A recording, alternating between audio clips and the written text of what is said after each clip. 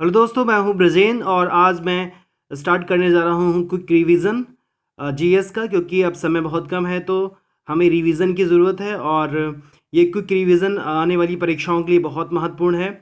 और इन प्रश्नों को जो मैंने शामिल किया है अपने रिवीजन के लेक्चर में, आप इनको बार बार रिपीट करके देखें, बहुत ज़्यादा इंपॉर्टेंट है और इनमें से प्रश्न आने की संभावनाएं सबसे अधिक हैं।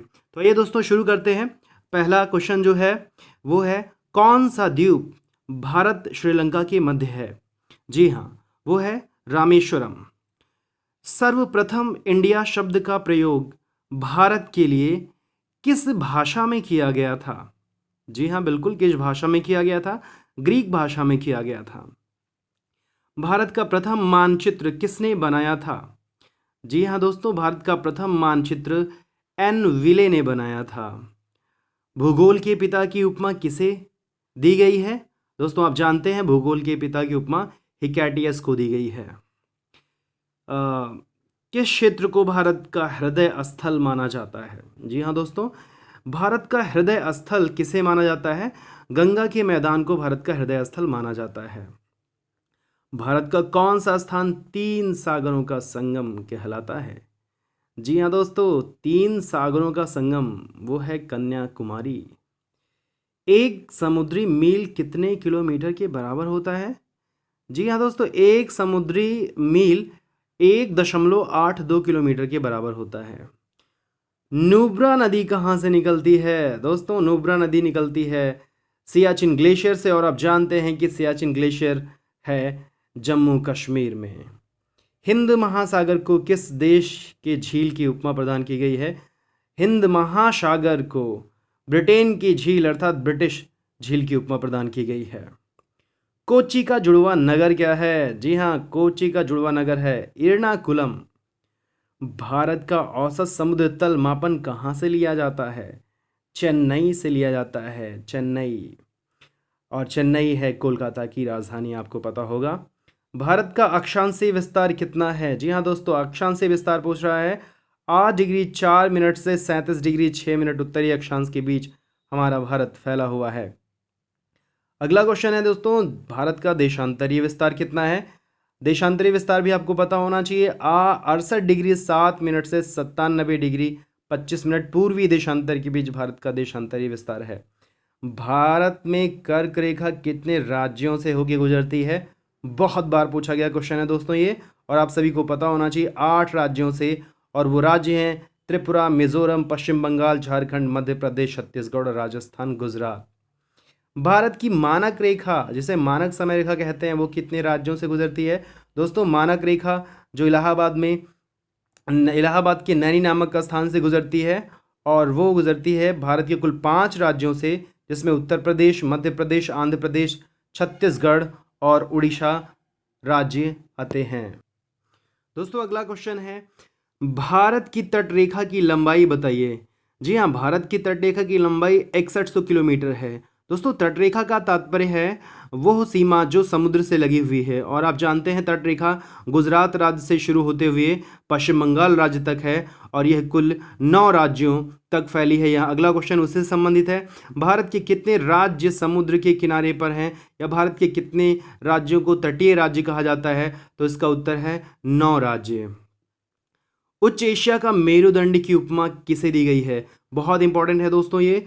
उच्च एशिया का मेरुदंड की उपमा काराकोरम श्रेणी को दी गई है, और दोस्तों आपको पता होना चाहिए कि काराकोरम की श्रेणी ये हिमालय में नहीं है, बल्कि ये ट्रांस हिमालय में है। ट्रांस हिमालय वो हिमालय है जो हिमालय के पार है, और उसका निर्माण हिमालय से बहुत पहले हुआ था। तो काराकोरम श्रेणी में ही आपकी केटू है, जिसे गॉडविन ऑस्टिन कहते हैं। तो काराकोरम बहुत ज़्यादा इंपॉर्टेंट है दोस्तों, ये आप मत भूलिएगा। अगला क्वेश्चन है, लद्दाख श्रृंखला की सर्वोच्च श्रेणी है राकापोशी। दोस्तों ट्रांस हिमालय की 3 मुख्य श्रृंखलाएं हैं, एक तो काराकोरम है, और एक लद्दाख है, और एक जास्कर है। तो उसी में से एक लद्दाख है, और उसका लद्दाख का सर्वोच्च शिखर राकापोशी है। शचर जोन किसको अलग करता है? जी दोस्तों, शचर जोन जो है ट्रांस एवं बृहद हिमालय को अलग करता है। ट्रांस हिमालय और बृहद हिमालय के बीच के भाग को शचर जोन के नाम से जानते हैं। अगला क्वेश्चन है दोस्तों, चुंबी घाटी कहाँ है? चुंबी घाटी दोस्तों सिक्किम में है। सिक्किम में चुंबी घाटी स्थित है। तिब्बत में ब्रह्मपुत्र नदी को किस नाम से जानते हैं? बहुत बार रिपीटेड क्वेश्चन है ये दोस्तों। तिब्बत में ब्रह्मपुत्र नदी को सांगपो नाम से जाना जाता है। केटू गॉडविन ऑस्टिन किस पर्वत श्रृंखला में है? जी हाँ दोस्तों, अभी मैंने थोड़ी देर पहले बताया कि केटू जो है वो हिमालय का भाग नहीं है, बल्कि ये काराकोरम श्रेणी और ट्रांस हिमालय का भाग है। पीओके में है, पाक ऑक्युपाइड कश्मीर में है, और ये भारत की सर्वोच्च चोटी भी कहलाती है। लेकिन अगर भारत की सर्वोच्च चोटी की बात की जाए तो वो कंचनजंगा है, जो कि सिक्किम में है। गंगोत्री हिमनद किस हिमालय में है? जी हाँ दोस्तों, गंगोत्री हिमनद कुमायूं हिमालय में है। दोस्तों, हिमालय को दो तरह से डिवाइड किया गया है, एक तो उत्तर से दक्षिण की ओर और एक है पूरब से पश्चिम की ओर। तो पूरब से पश्चिम की ओर जब हिमालय को डिवाइड करते हैं तो उसे चार भागों में बांटा गया है। पहला है कश्मीर या पंजाब हिमालय, दूसरा है आपका कुमायूं हिमालय, तीसरा है आपका नेपाल हिमालय, और चौथा है आपका असम हिमालय। तो गंगोत्री हिमनद जो है ये कुमायूं हिमालय में है, जो विशेषतया उत्तराखंड के अंतर्गत आता है। उत्तराखंड के किस भाग में पाताल तोड़ कुएं पाए जाते हैं? पाताल तोड़ कुएं कौन से होते हैं? जो जिन्हें खोदना नहीं पड़ता, जिन कुओं को और अपने आप धरती फाड़ के उससे पानी निकलता है, उन्हें पाताल तोड़ कुएं कहा जाता है, और ये तराई भाग में पाए जाते हैं। काली नदी किसकी सहायक नदी है? जी हाँ दोस्तों, काली नदी जो है उत्तराखंड के एकदम उत्तराखंड और नेपाल के बॉर्डर से लगी हुई बहती है, और ये घाघरा नदी की सहायक नदी है।